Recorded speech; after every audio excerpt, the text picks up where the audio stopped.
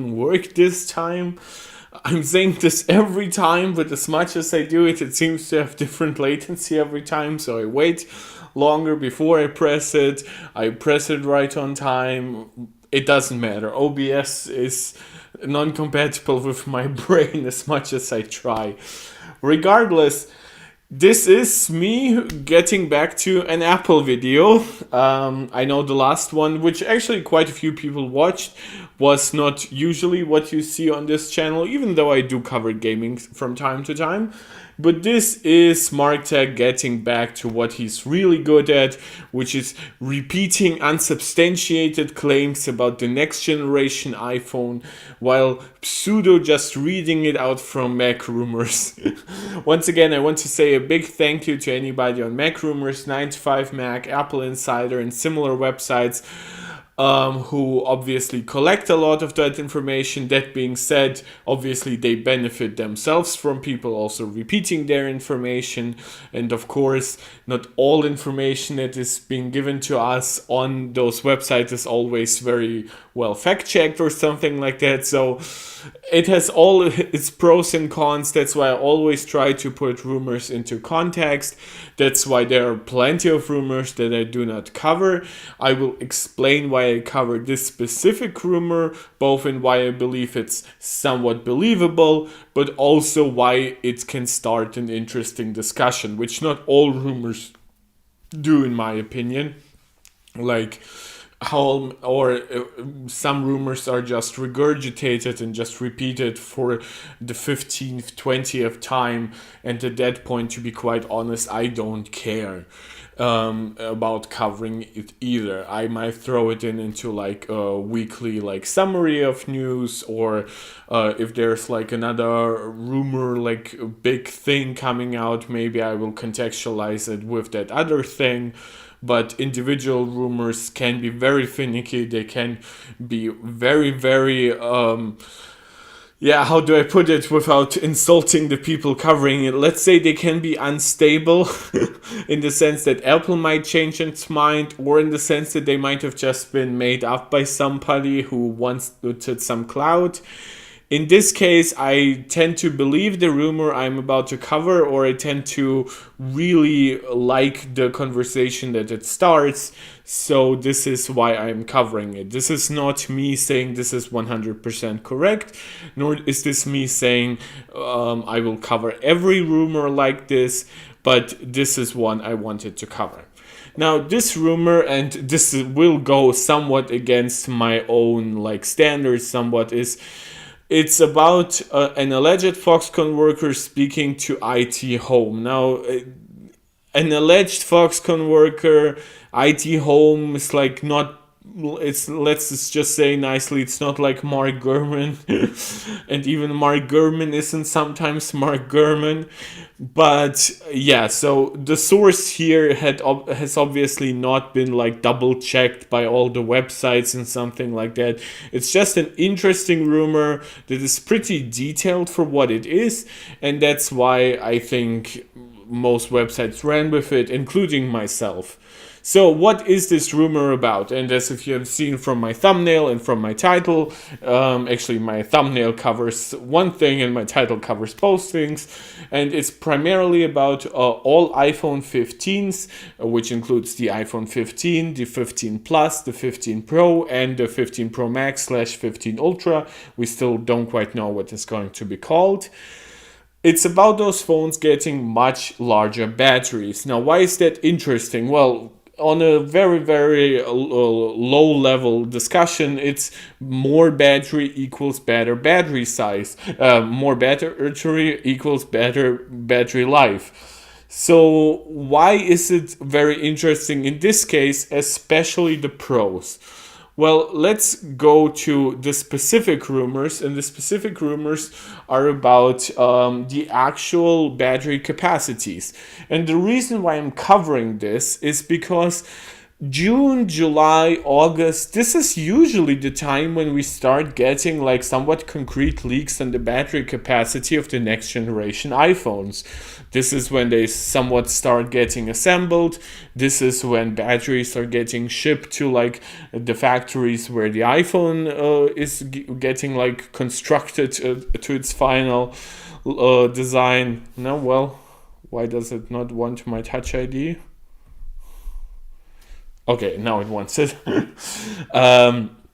Yeah, so let's go to the concrete battery dimensions. The iPhone 15 will have a 3877 milliampere hour battery, up from 3279. That is an 18% increase. The 15 Plus goes from 4,325 to 4,912. This is basically as close as an iPhone ever got to 5,000 milliampere hours, and this is why 5,000 milliampere hours is in my thumbnail. That is an increase. They don't put this into context. I should be able to make that count in my head, but it's for 14% increase. I don't want to say anything wrong. It's very late. Then the regular Pro goes from 3,200 to 3,650.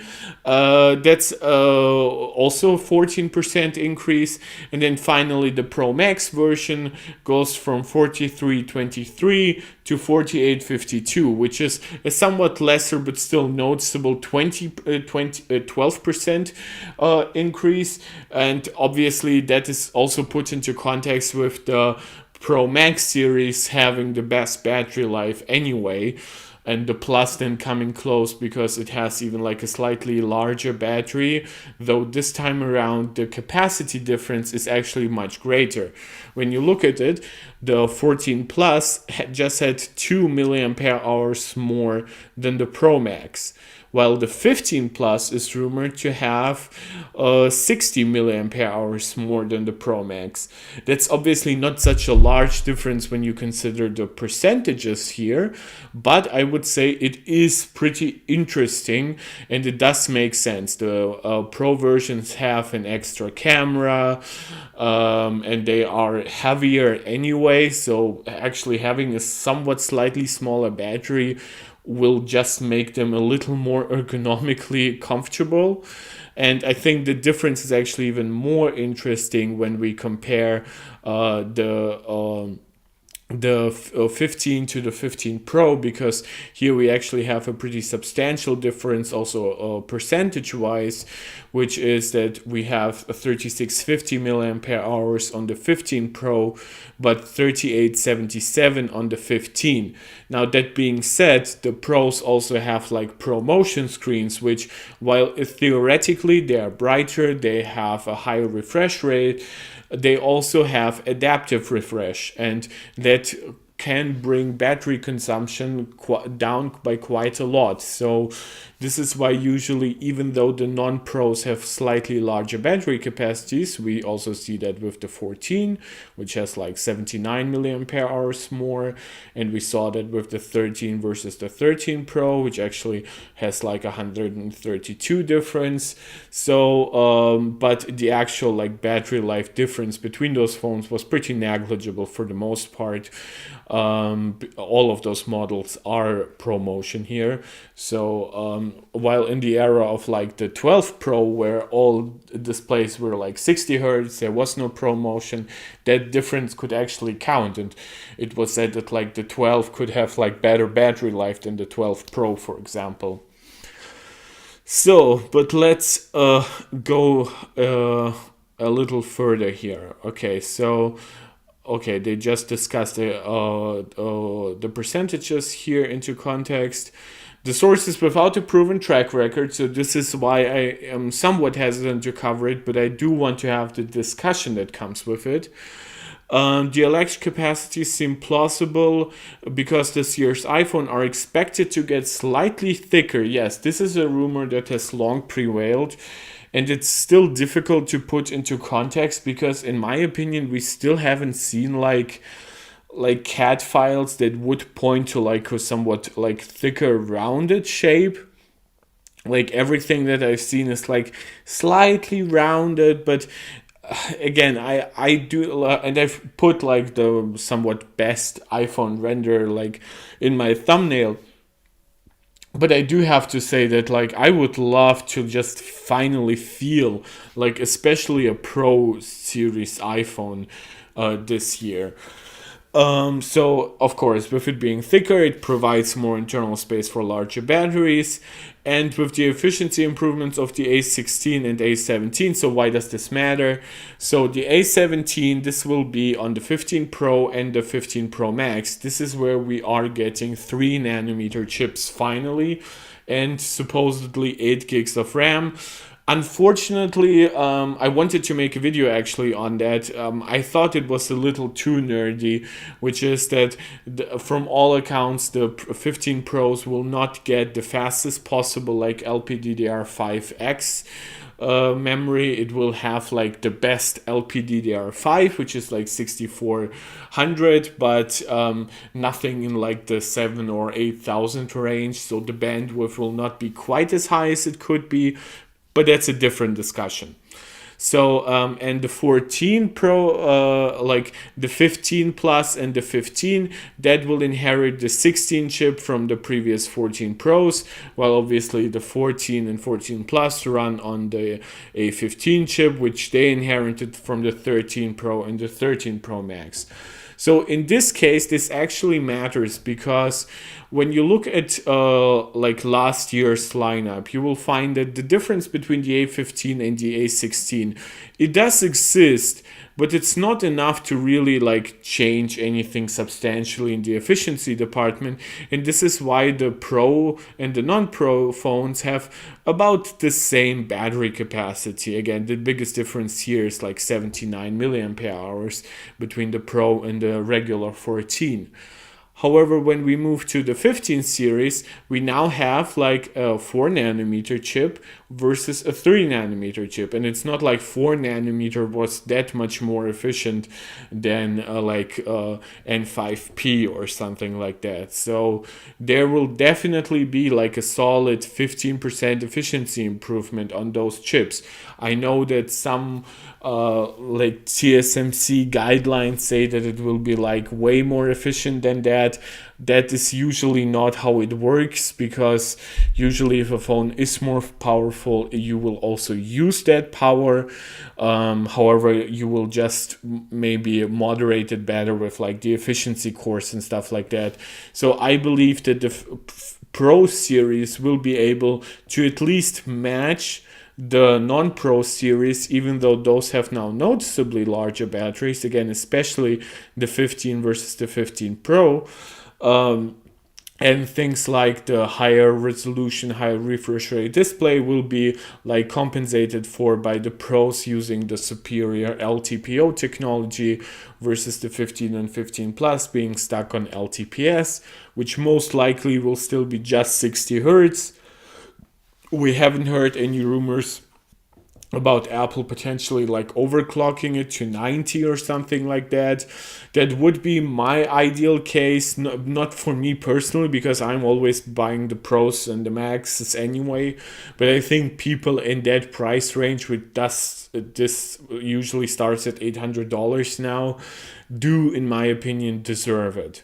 And then just for like some historical reference, the 13 mini had the 2400 milliampere hour battery that obviously is now less than half than the Pro Max, and even less than half than the 15 Plus. So that is quite a journey that iPhones have taken. And even when you consider like the 13 Pro Max and the 14 Pro Max having about the same battery capacity, it's quite a noticeable thing to be getting such a large capacity increase, especially in a generation that really supposedly focuses on efficiency.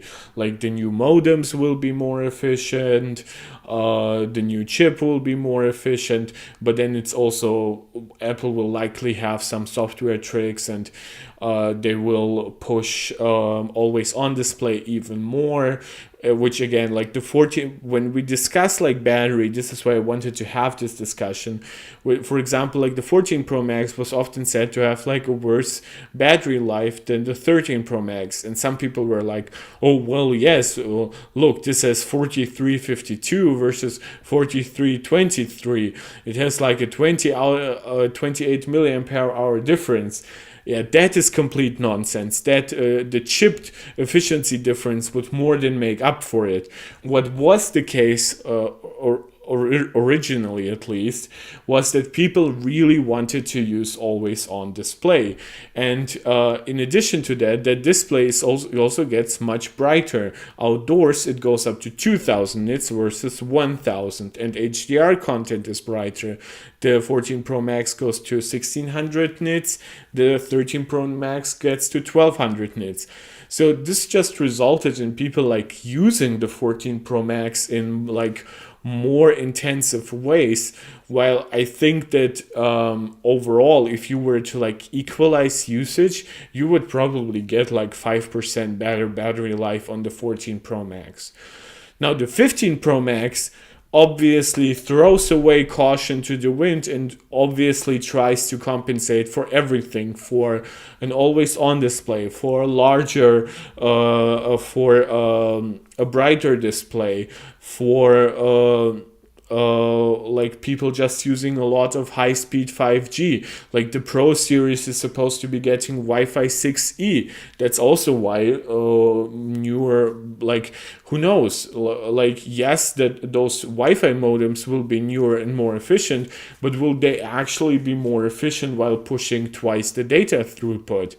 So this is very interesting, and it also would coincide with like the iPhone is getting USB-C. Will that come together with like slightly faster like max charging speeds? Maybe finally something solidly above like 30 watts. Well, the Pro Max versions previously were like around 27 watts. Will we get like a phone that might charge at like 35 or 40 watts? Some people are asking for like Android's level, like, and they don't mean like all Androids, because like Samsung phones don't charge particularly fast, for example, but like the Oppos and the OnePluses, who like charge at like 100 watts or something crazy like that. Some well beyond that, 120, 140 even.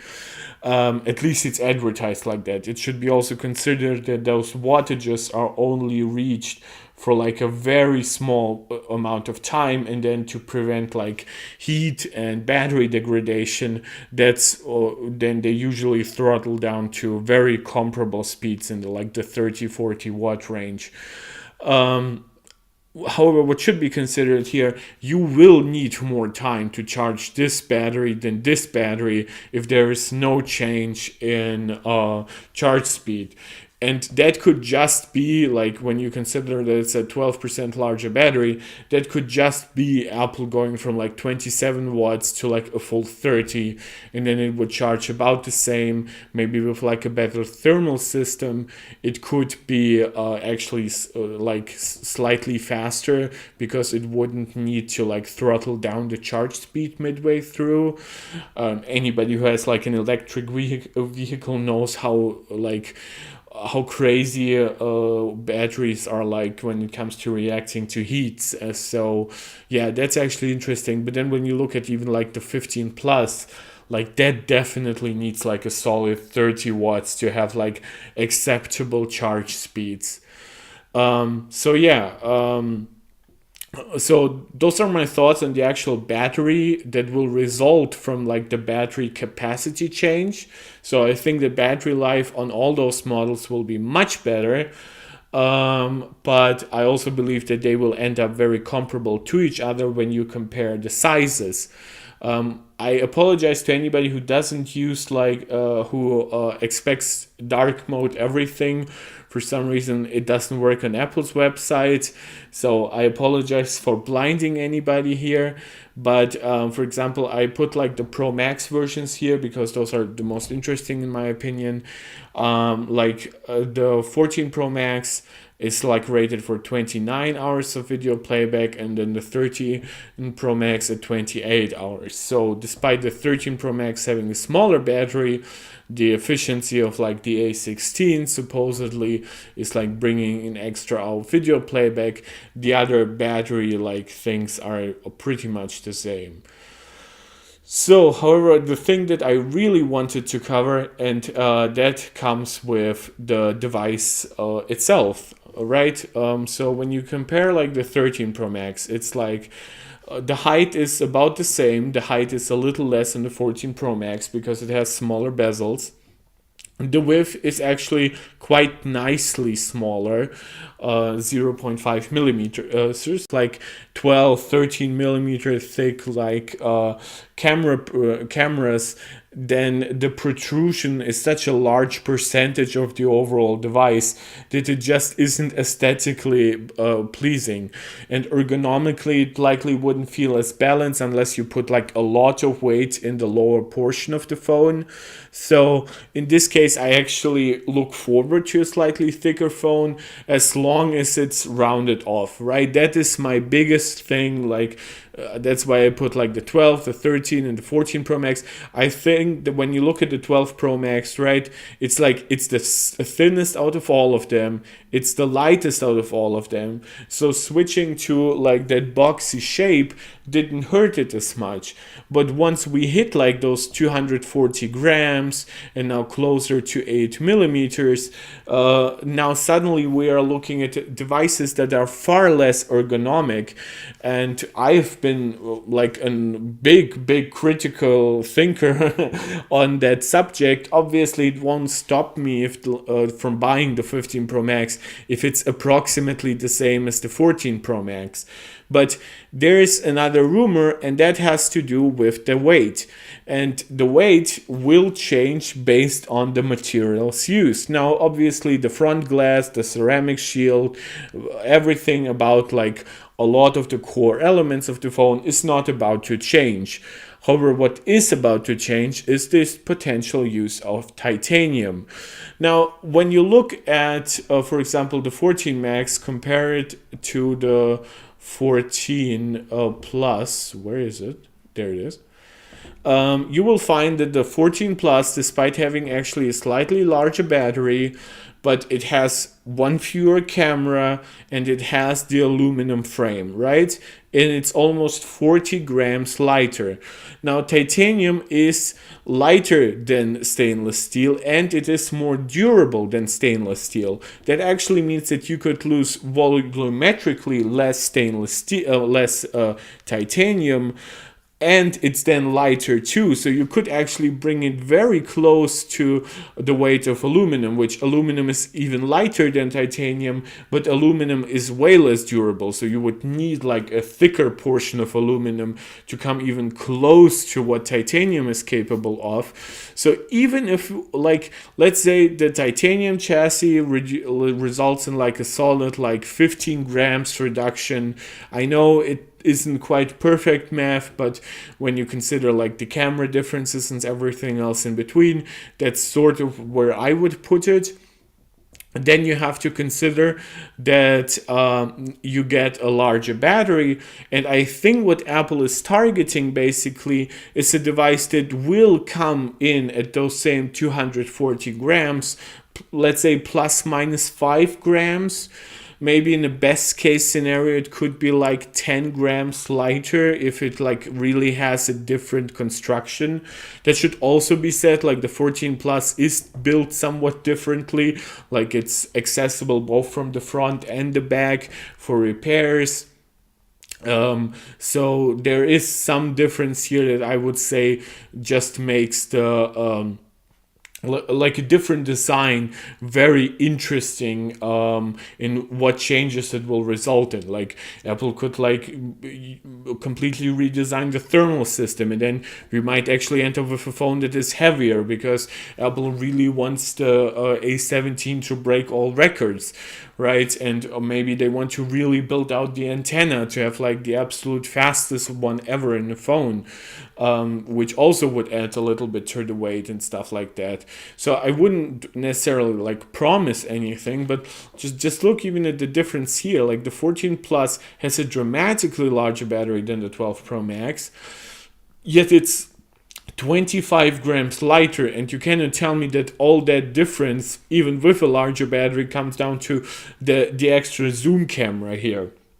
Also, the question with like the 15 Pro Max, for example, is the fact that the 15 Ultra or 15 Pro Max is supposed to be getting like a 5 or 6x zoom camera, like a periscope arrangement camera. So will that weigh more, and will titanium compensate for that even with a larger battery?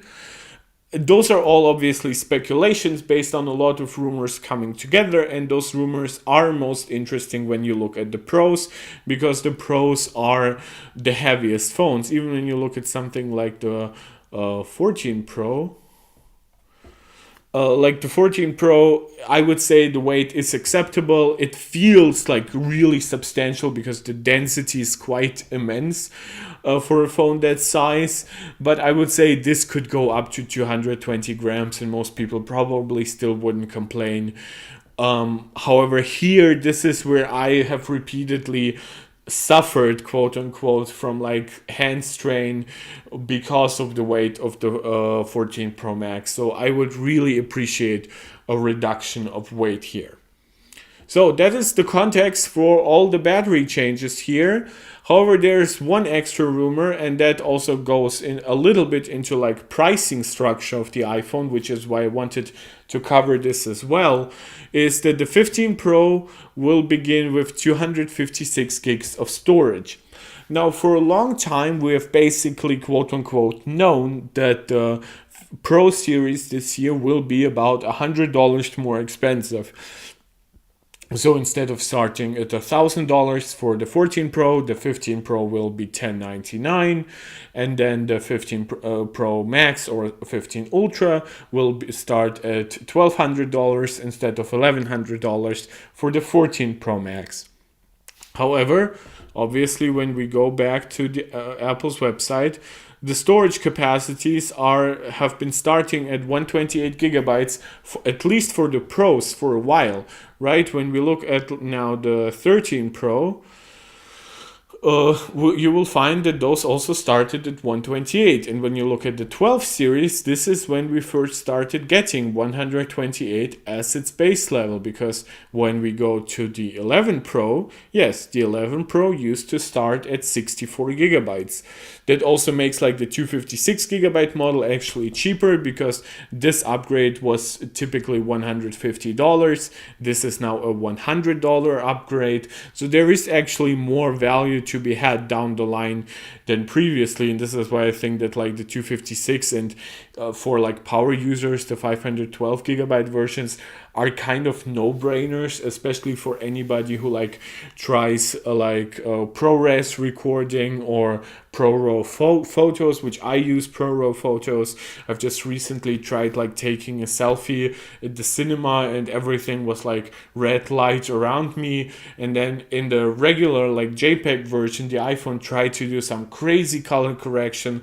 Like every little bit of sweat that I had on my face because it was a hot day was like superimposed and like super sharpened up, which it didn't look like that obviously in real life. But then the Pro Raw came much closer to like a more diffuse, softer look that obviously my companions could say is what I actually look like. So yeah, 256 gigabytes as a starting point. My argument to that is also like, look at this, I hate this. For 128 gigabytes is actually when we go to the 14 Pro and the 13 Pro. When you actually look at the cameras, right? Where is it? We should have it somewhere. There is like right here, which is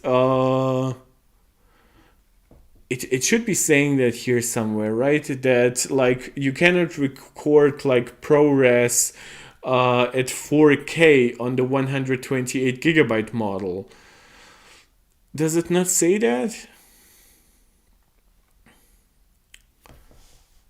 Like I know it's true, so it's not like I really need to look it up, but it's like 4K recording 25 or 24. Yes, ProRes video here, right? And that goes ever since the introduction of ProRes, which was the 13 Pro. Again, as you see, the 12 Pro did not have it, which is that ProRes video recording happening at 4K at 30 FPS. I assume that this will actually change this year, which would be, I think, quite a big improvement to like iPhone video recording to have like 4K at 60 FPS, though the sizes, obviously the file sizes, will be quite insane. Wait, did my OBS disconnect or something? No, it seems to be working. Okay, I don't know what that was. Um, so ProRes video recording it up to 4K at 30 FPS, but 1080p at 30 FPS, so 4 times less resolution for the 128 gigabyte capacity. And the fact that Apple capped like the 128 gigabyte capacity for both those models, like I understand not a lot of people like fill it up, but this is just a margin play in my opinion, because the difference in price that it costs Apple to make those 128 and 256 gigabyte modules is basically non-existent, but the 100 gigabyte different, the $100 difference between those models is very noticeable.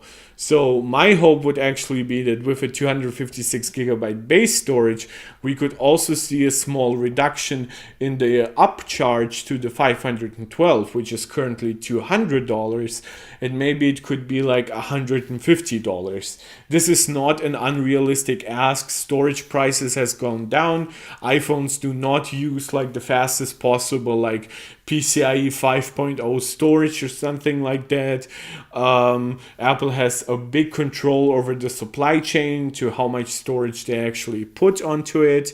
And if when it comes to actually like storage differentiation, you will actually find that like we've just like covered the difference in like 4K recording here. Like I could easily see like Apple being like, okay, ProRes video recording and up to 4K at 60, but 4K at 30 for the 256 gigabyte model, right? It's still a difference. It would attract like every YouTuber and stuff like that to get like the 512 and the 1 terabyte model, but most people really would realistically now get into the area where the base model would cover all their needs, and it would also prevent like an official price increase on what is probably the most popular model, which is the 256 gigabyte configuration. That way Apple could still be like, oh, we gave you like a more expensive material, we gave you double the base storage, and we're giving you like all the computational power of the A17, which is also improving like our camera. We're giving you a periscope camera on the Ultra, which that is actually something that I would be a little interested in. Will we get like a disproportionate price increase on the Ultra / Pro Max versus the Pro? Because usually that price difference is I will just so we can see it. Like usually those models will be just $100 apart. Could we see a situation where like the 15 Pro Max starts at maybe like 1250? Like I could like, because like the periscope lens is like more expensive to incorporate, There is a slight chance that maybe only the Ultra will have a titanium chassis, which in my case, which in my understanding would pretty much guarantee that it would be now more expensive than the $100 difference that we have had now for years. Obviously, that would be quite a big change, right?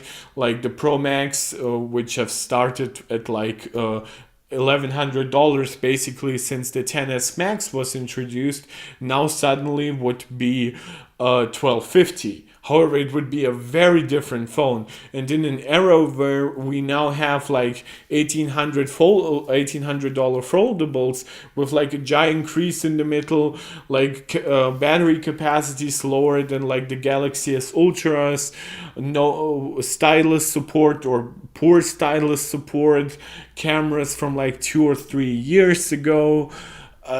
And obviously all the other problems of foldables, Apple could like easily say like, oh yeah, this is what we are actually competing at. And then you have to consider something like the Galaxy S23 Ultra, which starts at like 1,200-1,300. It also depends on like your region. So Apple could easily like say, okay, now we have the same like starting storage capacity. We beat it at like everything else. It's rumored that like most Android phones will not actually be getting like 3nm chips early next year.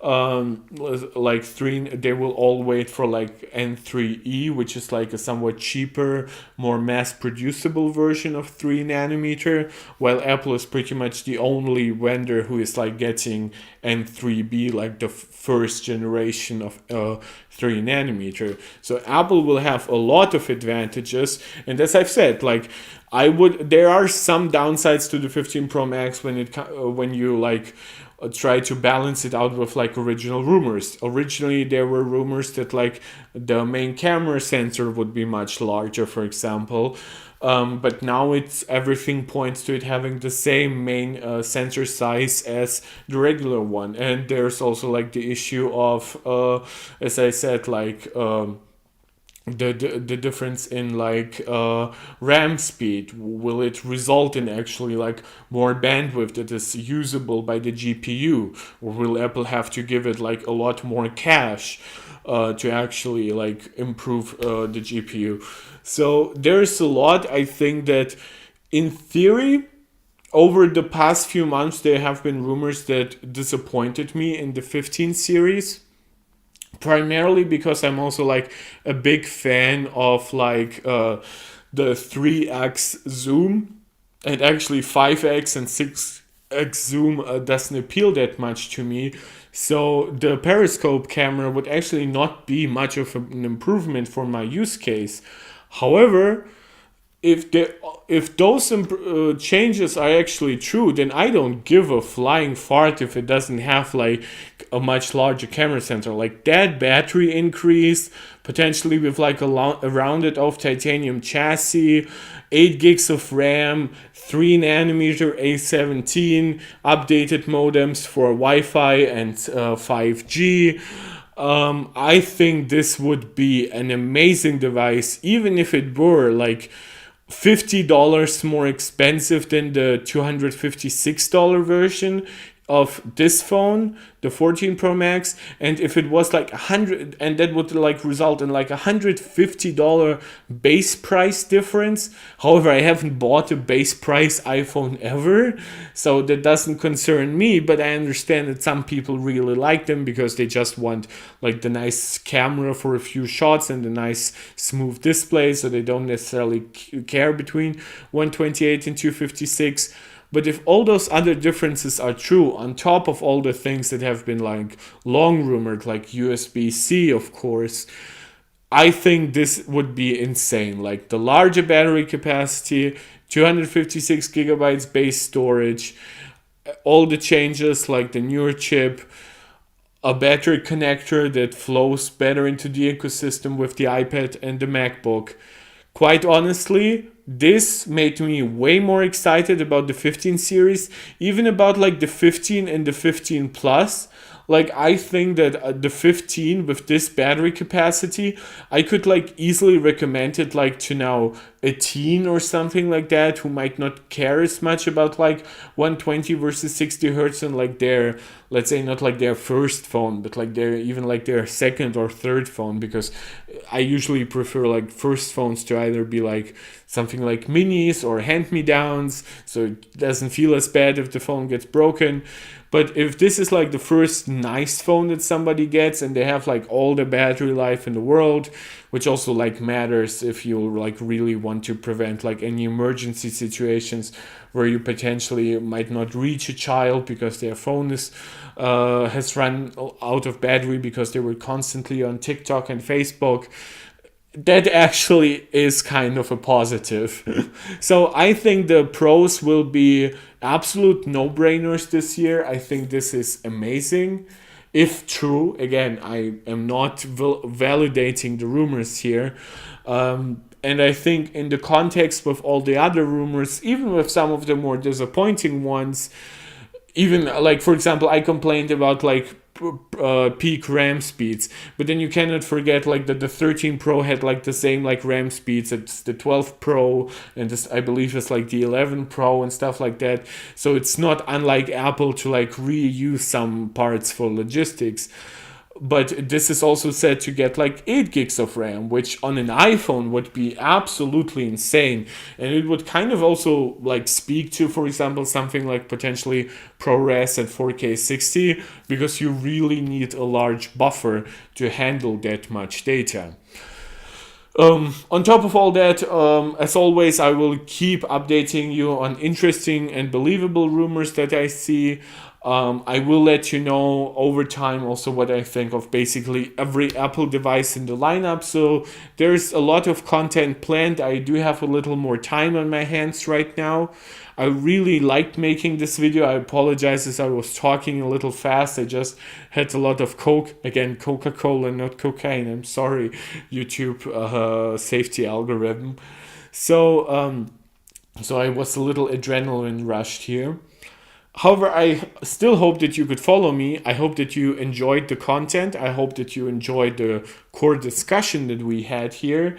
As always, I will try making my content into live streams. Maybe some of it will be pre-recorded in the future. My internet hasn't been as quite reliable. Let me know in the comment section what you would like to see next. Contact me on Twitter. And as always, like, subscribe, share it with your friends. Martek here, being now somewhat tired, saying thank you for all the incredible support over the last couple of months. I really hope that we can grow this channel together to like a small, like nice community that like really likes talking about tech and specifically Apple in like a non-hostile and non-toxic way. So I really appreciate what we are building here. And I